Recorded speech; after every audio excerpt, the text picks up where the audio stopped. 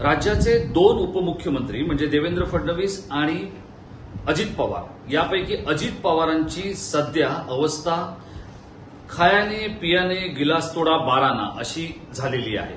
आणि ती तशी का झाली आहे, त्याला कोण कारणीभूत आहे, त्याला थोरले पवार कारणीभूत आहेत का, स्वतः अजित पवार कारणीभूत आहेत, या सगळ्या गोष्टींचे प्रश्न आता आपल्या भोवती यायला लागलेले आहेत। आणि या प्रश्नांच्या साठी अजितदादांकडे उत्तर आहे की आणखी कोणाकडे उत्तर आहे हे बघावं लागणार आहे। याचं कारण असं आहे, अजितदादांना प्रचंड ओढ लागली आहे ती राज्याचा मुख्यमंत्री होण्याची। साठी उलटलेले अजित पवार हे प्रचंड काम करण्यासाठी ओळखले जातात, हे जरी खरं असलं आणि आजपर्यंत उपमुख्यमंत्री पदावर म्हणजे राज्याच्या इतिहासात उपमुख्यमंत्री पदावर बसलेली व्यक्ती मुख्यमंत्री झालेली नाही, तरीही अजित पवारांना मुख्यमंत्री पद खुणावतंय। अजित पवार हे राज्याच्या उपमुख्यमंत्रीपदी सर्वाधिक काळ राहिलेले नेते आहेत। अशा नेत्याला आता मुख्यमंत्री होणं शक्य होणार आहे का त्यासाठी थोरल्या पवारांनीच त्यांच्या भोवती वेगवेगळे खंदक खोदून ठेवलेत, हेच आपल्याला बघायचंय। नमस्कार मित्रांनो, मी राजेश कोचरेकर आणि आपण पाहताय आपलं आवडतं न्यूज पोर्टल टाइम महाराष्ट्र। मित्रांनो, अजितदादा पवार आपल्या सगळ्यांनाच माहिती आहे, एक असा रांगडा गडी, असा मराठा गडी की ज्याला राज्याचं मुख्यमंत्रीपद खुणावतं। आता बघा, हे मुख्यमंत्रीपद जे काय आहे ना, हे मृगजळासारखं आहे। झालेला प्रत्येक आमदार या पदाची आस लावून बसलेला असतो। प्रत्येकाला असं वाटतं की आपण एखाद दिवशी राज्याच्या मुख्यमंत्रीपदी असावं।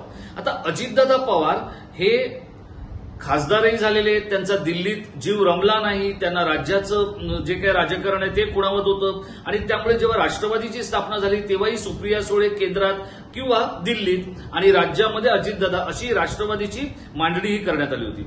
तेच अजितदादा राज्याच्या उपमुख्यमंत्रीपदी सर्वाधिक काळ राहिलेले आणि याच स्वरूपाचा उल्लेख किंवा याच गोष्टीचा उल्लेख ज्या वेळेला एकनाथ शिंदेंनी बंड केलं होतं आणि एकनाथ शिंदेंना काय मिळणार याबद्दलचा एक व्हिडिओ मी 29 जून 2022 करत असताना या संदर्भातला उल्लेख केला होता की आजपर्यंत उपमुख्यमंत्री राहिलेल्या व्यक्तीला मुख्यमंत्री होता आलेलं नाहीये। पण तेव्हा माझ्याबरोबर असलेले पंडित राजकुमार शर्मा यांनी असं म्हटलं होतं की शिंदेंच्या प्रारब्धात मुख्यमंत्री पद आहे, तुम्ही काही क्षण किंवा काही तास थांबा, ते मुख्यमंत्रीच होतील, ते उपमुख्यमंत्री होणार नाहीत। आता प्रश्न असा आहे की ज्योतिषी हे त्यांच्या जागेवर असतात, ते काय त्यांचे ग्रह तारे याचा खेळ मांडत असतात, पण राजकीय खेळ हा देखील तितकाच ताकदीने मांडावा लागतो। अजितदादा पवारांनी तो मांडलेला आहे, त्यांच्याकडे आमदार आहेत, पण गंमत बघा, अजून अजितदादा पवारांना हे सगळं पटावर मांडून दाखवता आलेलं नाही, जसं की शिंदेंनी दाखवलं। आता याच अजितदादांच्या समोर सगळ्यात मोठा रोडा कोणाचा असेल तर तो थोरल्या पवारांचा। हे सगळं खरं आहे की शरद पवार अजित पवार यांचं आतून जे काय आहे ते मेतकूट जमलेलं आहे, सगळं खरं असेल, पण अजितदादा पवार हे ज्या पद्धतीत राष्ट्रवादी तोडून किंवा घेऊन गेले आणि त्यानंतर आता निवडणूक आयोग आणि न्यायालयामध्ये जे काही सुरू झालेलं आहे, त्यांनी थोरले पवार हे काहीसे दुखावले आहेत, काहीसे विचलित झालेत, हे आपल्याला मान्य करावं लागेल। पण त्यामुळे ते कोलमडून पडलेले नाहीयेत आणि यासाठीच अजितदादा पवार हे मुख्यमंत्री होणं हे त्यांचं स्वप्न आहे, अशा स्वरूपाचं वक्तव्य काही काळात किंवा काही दिवसांपूर्वी स्वतः शरद पवार यांनी केलं होतं। शरद पवारांचं हे वक्तव्य हे एकनाथ शिंदे यांना उभारी देणारं होतंच, पण त्याचबरोबर राष्ट्रवादीतून अजितदादांच्या वाटेला किंवा नादाला लागणाऱ्यांना ते एक समज देणारं किंवा संकेत देणारंही होतं। पण आता शरद पवार बोलल्यानंतर अवघ्या काही तासात पुण्याच्या माजी पोलीस आयुक्त, एक ज्येष्ठ IPS अधिकारी राहिलेल्या मीरा बोरवणकर यांनी आपल्या एका पुस्तकामध्ये कमिशनर मॅडम किंवा मॅडम कमिशनर असं त्या पुस्तकाचं नाव आहे, या पुस्तकामध्ये त्यांनी जो काय उल्लेख केलाय त्या उल्लेखामुळे अजितदादा चर्चेत आलेत, वादात आलेत आणि रोहित पवारांनी या वादाला एक वेगळी फोडणी दिली आहे। ते असं म्हणालेत की उच्च न्यायालयाच्या न्यायमूर्तींच्या माध्यमातून किंवा त्यांच्या अध्यक्षतेखाली एक समिती नेमली पाहिजे आणि त्यातून या सगळ्याची चौकशी झाली पाहिजे। आता बघा, आपल्या व्हिडिओचे हेडिंग काय की खायाने पियाने गिलास तोडा बाराना।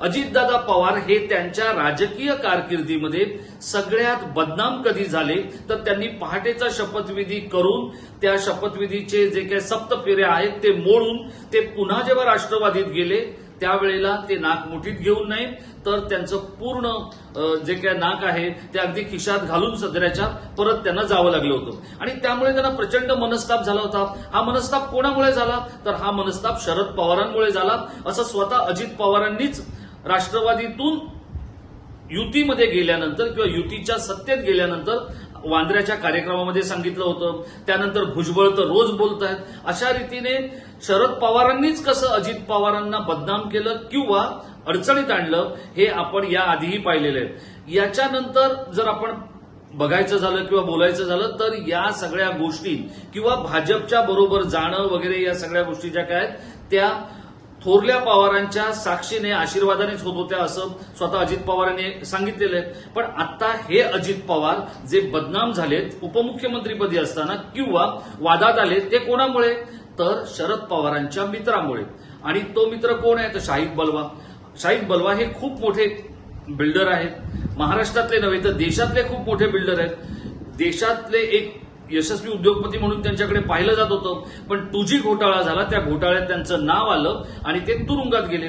तर या सगळ्या गोष्टी अजित पवारांनी केल्या असं मीरा बोरवणकरांनी अजित पवारांचं नाव न घेता पुण्यातले एक दादा नेते असा त्यांचा उल्लेख केलेला आहे. आता पुण्यात काय महाराष्ट्रात काय दादा एकच आहेत ते म्हणजे राष्ट्रवादीचे अजित पवार. आणि या अजित पवारांनी पालकमंत्री असताना येरवडा तुरुंगाची 3 एकर जमीन या बिल्डरला देण्यासाठी लिलाव करण्याकरता भाग पाडलं होतं असा उल्लेख मीरा बोरवणकरांनी केलाय.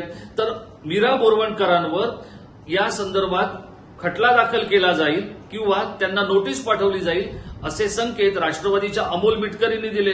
त्यावर एरवी कायद्याचा गाढा अभ्यास असलेल्या निर्भय असलेल्या डॅशिंग असलेल्या मीरा बोरवणकरांनी सांगितले नोटीस तर येऊ द्या मग बघूया काय करायचं ते. याचा अर्थ मीरा बोरवणकर या पूर्ण तयारीनिशी उतरलेले आहेत. आता शरद पवार सांगतायत की मुख्यमंत्री होणं हे अजित पवारांचं स्वप्नच राहणार आहे ते काही सत्यात उतरणार नाही. आणि त्यानंतर मीरा बोरवणकरांचं हे पुस्तकाच्या संदर्भातलं एक वक्तव्य येतं, कोट येतं, पुस्तक येतो, त्यातला खुलासा येतो, त्यातला उल्लेख येतो आणि त्या पत्रकार परिषद कुठे घेतात तर देशाच्या राजधानी दिल्लीमध्ये आणि तिथून त्या काही गोष्टी स्पष्ट करतात. आता मीरा बोरवणकरांनी हे असं पुस्तकामध्ये लिहिणं त्याचा योग्य वेळेला बाहेर येणं याच्यामध्ये नेमका सहभाग कोणाचा आहे आशीर्वाद कोणाचा आहे किंवा अदृश्य ऊर्जा कोणाची आहे.